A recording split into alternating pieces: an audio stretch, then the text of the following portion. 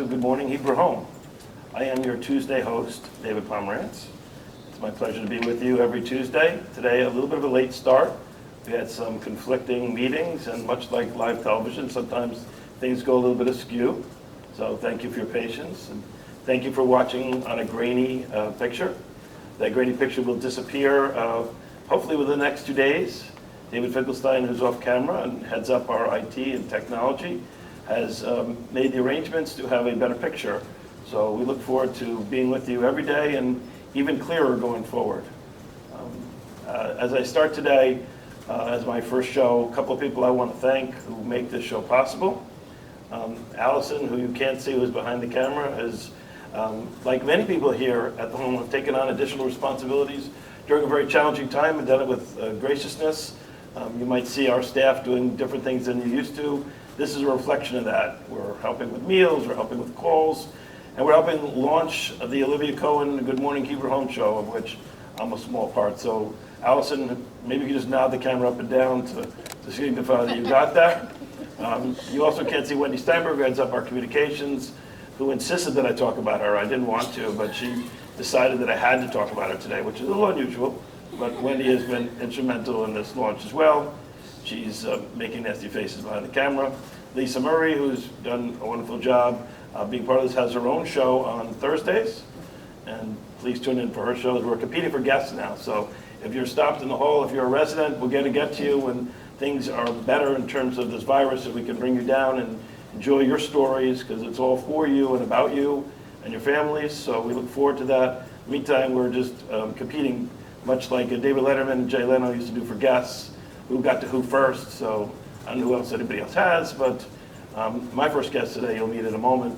But let me also thank David Finkelstein more formally for not just the clearing of the blurry picture, because we don't look like we're in a snowstorm all the time, but for handling a lot of technology adaptations and changes and needs to this organization in a tough time. So thank you, David, for that as well. I'm going to save Olivia for when she's sitting next to me, because my first guest today will be Olivia Cohen. It is her show, of which I'm participating. We're going to spend some time flipping the script on her a little bit and letting her talk from a different perspective instead of ask. Some things I want to get to first, but to the residents, I just want to say thank you for your tremendous patience and understanding during very challenging times. This is something which none of us have ever experienced, and your graciousness and your kindness is much appreciated as we all get through something together. And I think this show is kind of about that, as we're one world here and we're trying to enjoy it and share it with each other and share it with families who are hopefully turning into YouTube to see it. I should have said this long ago, but today is Tuesday. I didn't follow the format of which I've been given. I'm a little tardy with that. So it is Tuesday, April 21st, 2020. And we hope it's a great day for all of you, and we're hoping we're adding some enjoyment. And the weather today is going to be very different than it is right now. So if you look out, it's a little bit windy and there's some periods of sun, but it's going to become a much less a nice day with a lot of rain and wind and stuff later today. So if for any reason you're out, or you know your family's out, hopefully they're out earlier in the day rather than later in the day. This day in history, of which I'm going to check my notes on, because I wasn't going to do it, but I was reminded that it is my responsibility to follow format. That's Wendy behind the scenes doing that. So in the world of music, Elvis Presley in 1958 launched Heartbreak Hotel today, a song that everybody knows well. In sports, Ty Cobb made his pro sports debut. Ty Cobb, one of the great baseball players, not one of the kindest baseball players, but one of the great baseball players of all time. So that was this date in history. More relevantly, we have some birthdays today. So let's celebrate some birthdays. Brenda Saunders on JR3, a happy birthday to you. The kindness I give you is to not sing to you. So we wish you a happy birthday. And Anna Ransom, and I apologize if I didn't say it right, RP1 birthday as well. So happy birthday to both of you. I hope it's a wonderful day. Hope we're adding to it. In terms of meals, they didn't give me the best meal to launch with. I think the other hosts are getting the more celebratory meals, something we'll discuss privately. But I'm announcing the meal that we have today, which is cauliflower soup, bologna, and applesauce.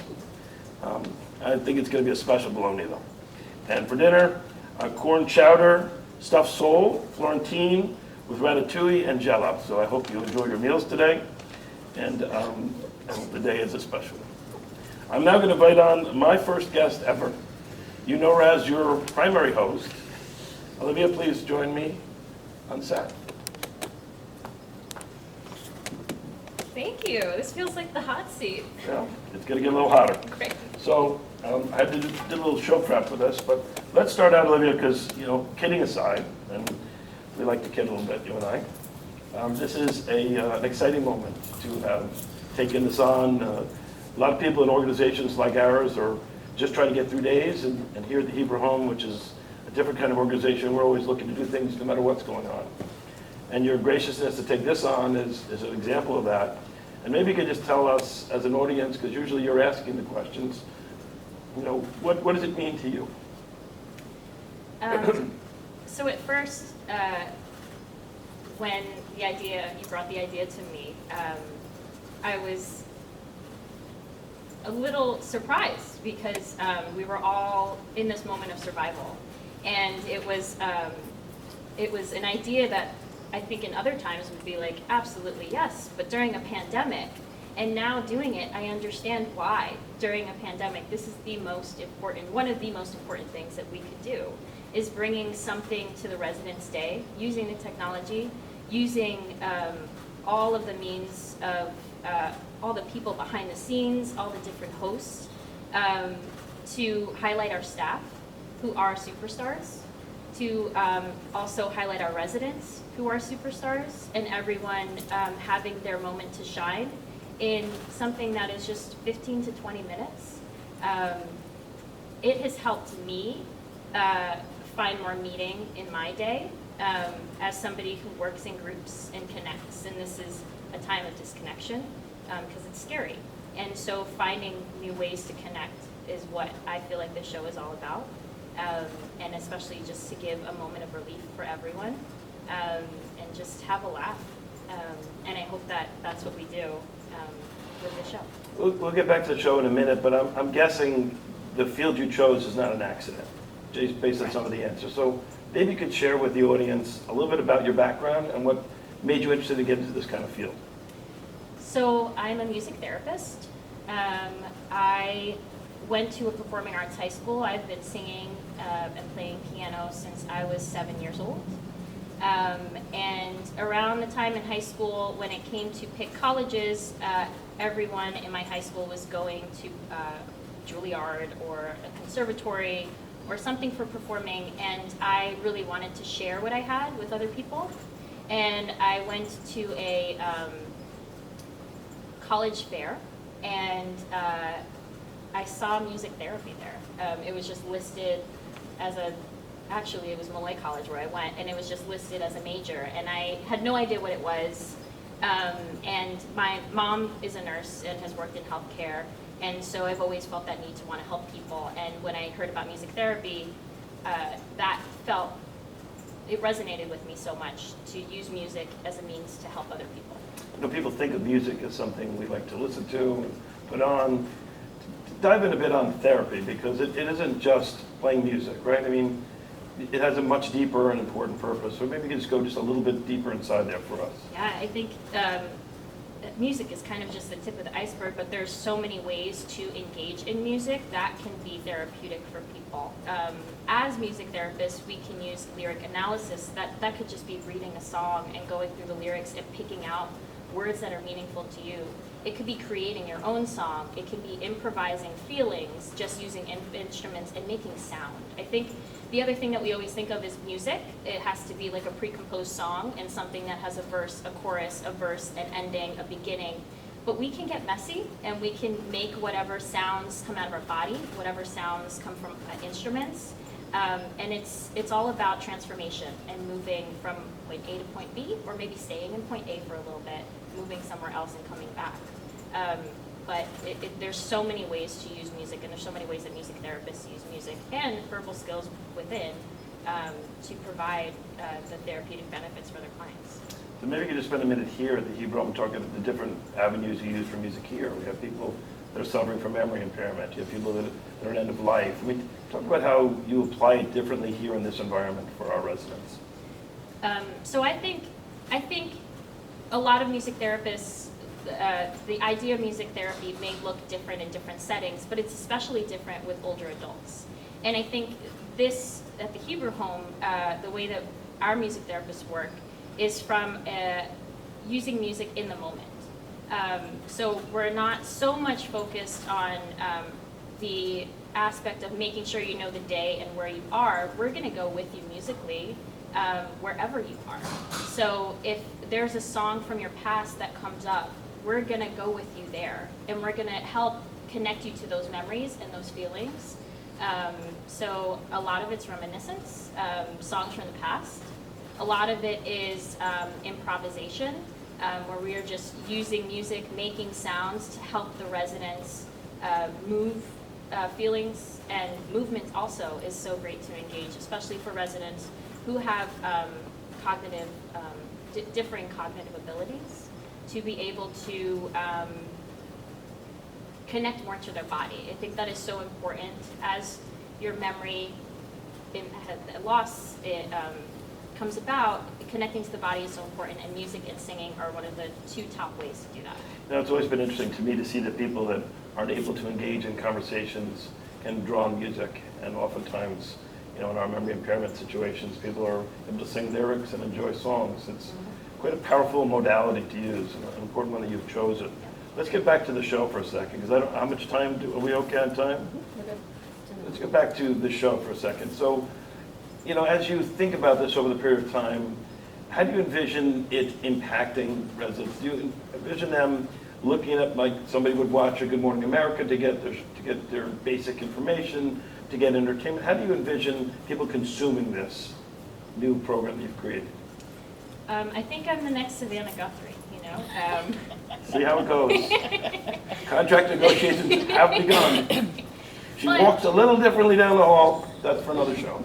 But I do think, when I start off my morning, I put on the TV and I put on the news, and I know that is a routine for a lot of our residents. And on the floors, that's something that we are putting on in the morning as we're all kind of getting ready.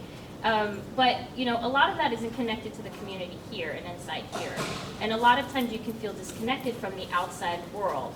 And so this is a way to really zero in on the residents' community and the families that are connected, and to have those moments of seeing staff in different light and residents in different light to just start off their day.